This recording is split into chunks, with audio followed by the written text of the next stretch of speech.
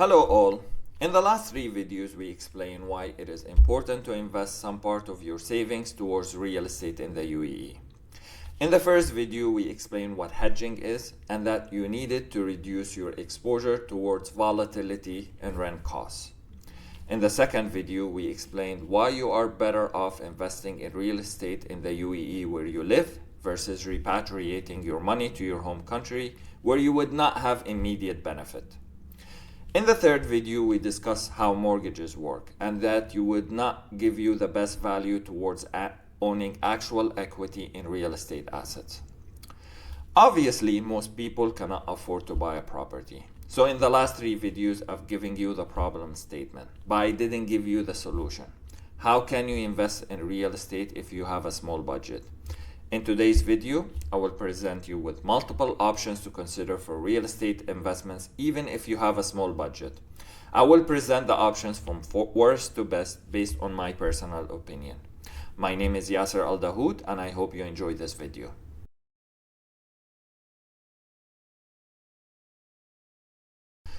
Option 1. A mortgage. I know. I just told you in the last video that a mortgage is not a good option. However, it is an option nevertheless. Under a mortgage, you are paying extra for the time value of money. If you buy a unit for 1 million dirhams, for example, you will probably end up paying 1.5 million dirhams over the 15 to 25 years life of the mortgage. You are effectively paying the bank extra for providing you with a cash today that you would not have had otherwise. Pros.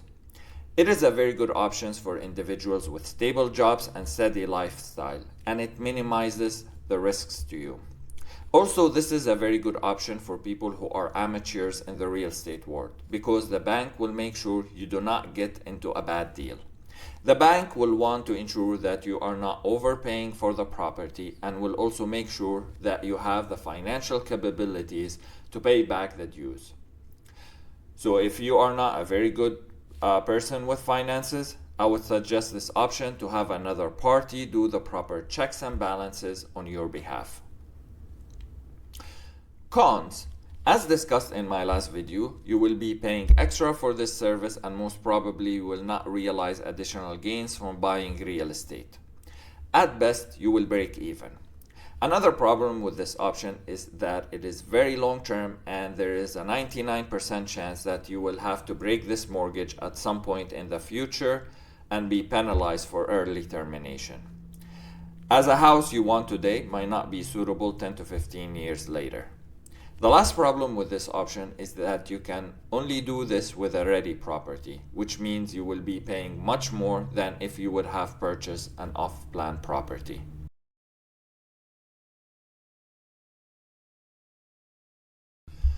Option 2. Easy payment plan.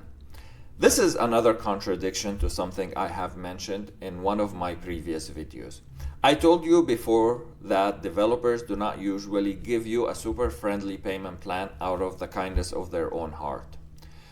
They are only doing this so they can approach a larger market pool that they would not have been able to afford otherwise. So instead of having 1,000 potential buyers capable of purchasing their unit, by simply making the payment plan easy, they now have 100,000 potential buyers. But as per the mortgage example, they will charge you extra for this facility. The purchase price will have within it a building component for the riskier profile of the buyer as well as the time value of the money. Pros. I would suggest this option only under one condition, is that you are not rushed to buy. Take your very long time in waiting for the right opportunity. Once in a blue moon, there will be that one special project that gives you the best of the two worlds. It is not overpriced, which also having a super friendly payment plan. Cons. Under this scenario, you are on your own and you will have a riskier chance dealing with the developer directly that might take advantage of you. Unless you are an expert in real estate and understand the market dynamics and what should be considered a fair price and a fair payment plan. Also ensure that the developer has the good reputation to deliver up to expectations before committing. The other disadvantage of this approach is that you could go for a couple of years funding this investment but would not recover any returns from an actual ready unit which you can rent or use on day one.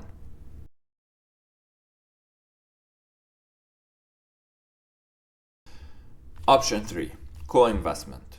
This is by far my personal favorite option and is what I always do. However, it has a significant technical and logistical complexities. If you can work around these, this is, in my opinion, is the most optimal and generates the highest profits. Under this scenario, I would buy a property which I would not have afforded otherwise. But first, I will find other co-investors who are equally motivated to buy in this same project, but also cannot afford it individually. And we will all enter as a consortium of investors. Then over the life of the investment, we will all share equally in the obligations and profits from this investment. I realize that most of my friends do this with their immediate family members, where they can all have common, trustworthy, and transparent communication. Pros. The group is usually stronger than the individual. You would be able to achieve significant edge by simply being able to enter a category that you were not able to afford otherwise, thus maximizing the returns for everyone. The other advantage of this is that we can all lift each other up. So if I have a cash crunch for one payment, someone else from the group can subsidize me until I'm able to repay. Cons. This is obviously a very risky arrangement with so many possibilities of things going wrong. The larger the group, the higher the risk. This can only work if you are dealing with individuals that you can absolutely trust, and more importantly, be confident that each will be able to meet their share of the obligations. Also, there are limitations on how many people you can include in a single purchase contract. More importantly, some developers will require all parties having equal shares in the SPA under such an arrangement.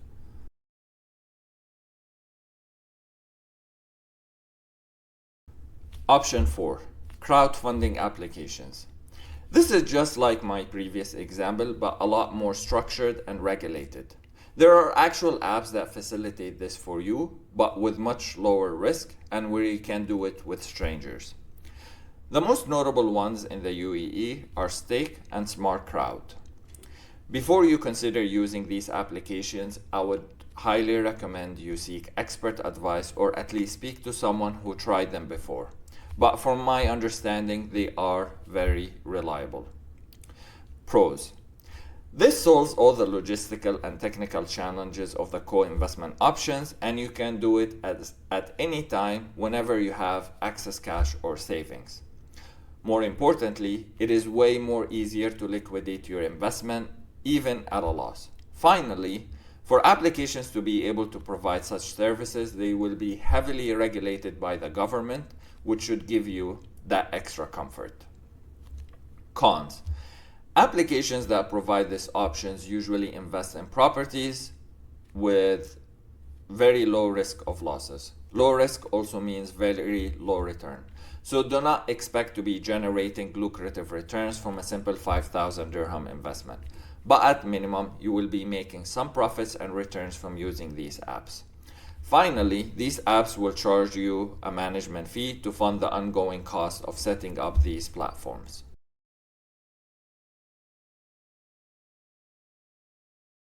Option 5. Real estate stocks. If you listened to my video where I explained hedging, this would be the most classic example of hedging. So rather than actually going out and buying actual equity in property, instead you can substitute that by investing in a company that works in real estate or real estate related activities. Buying stocks can be very easy through the UAE financial markets, DFM and ADX. Companies listed on these stock markets are well regulated by the authorities. Pros. By investing in these stocks, you are simply creating a correlation between your investment and your exposure to changes in rent prices. More importantly, you can increase your options to include other sectors which are also influenced by real estate. For example, buying Salik stock, if the rental market goes up, it will mean there is more traffic in the UAE roads, which means more profits for a company like Salik. In fact, the most ideal option for stock investments if you want to focus purely on real estate are REIT stocks. REIT is a type of fund which buys a lot of properties and rent them out. Most notably, just a couple of weeks ago, Dubai Properties have listed their REIT stock, which is composed of more than 25,000 rented units.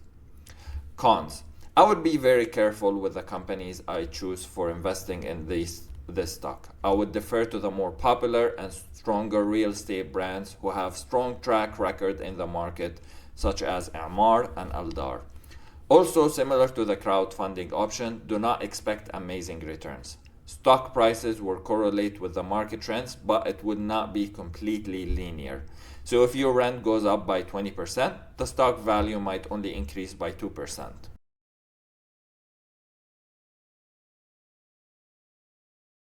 Option 6. Tokenization. My timing couldn't have been more perfect.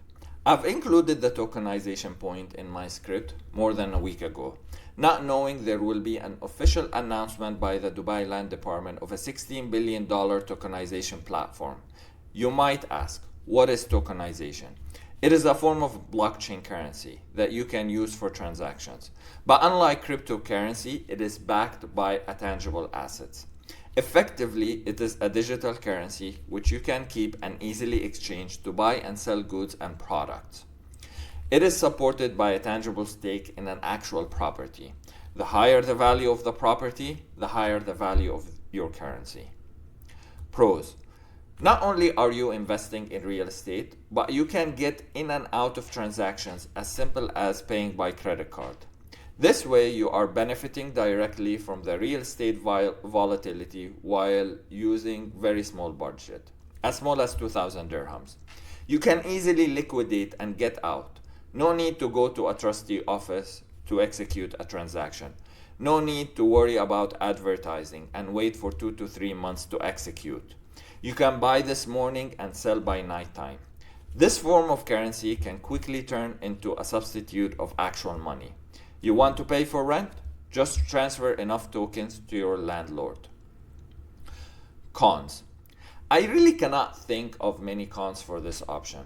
The only real disadvantage that I can think of is that the value of your currency will depreciate if the value of the property depreciates. You would not have such a similar correlation if you kept your money in cash.